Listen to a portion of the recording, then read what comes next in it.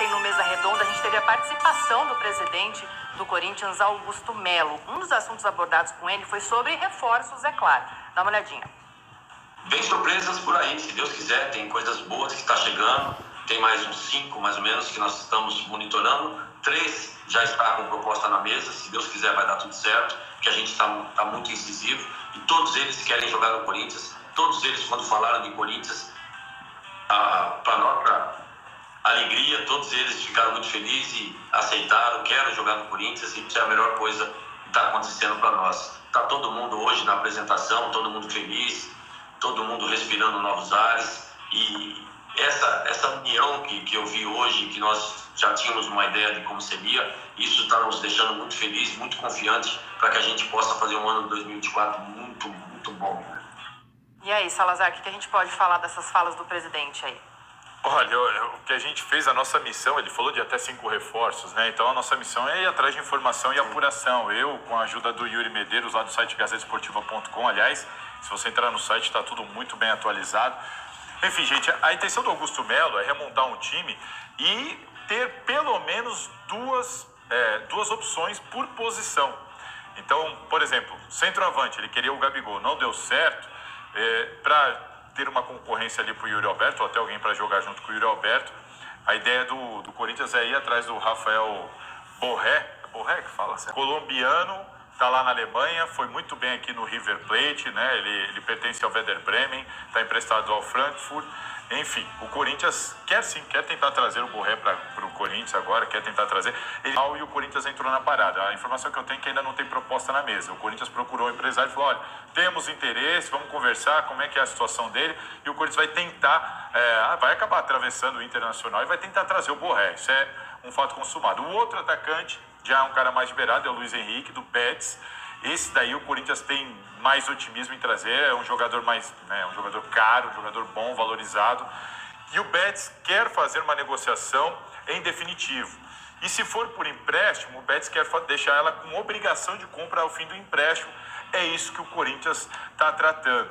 Vindo um pouquinho mais para trás, Eric, volante do Atlético Paranaense, ali, 26 anos, destaque do Atlético Paranaense, tem contrato lá. O Corinthians já ofereceu 5 milhões de euros, o Atlético disse não, o Corinthians parece que subiu um pouquinho a proposta, salário interessa.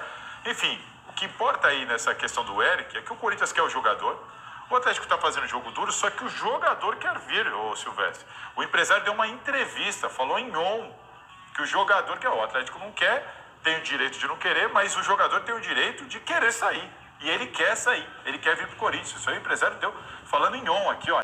Então, assim, o Corinthians fez uma boa proposta. Então, assim, eles vão ter que tentar chegar num acordo lá, mas o Corinthians tem ao seu favor o fato do Eric querer vir jogar no Corinthians. É um ponto importante. Meio sem clima lá e tal.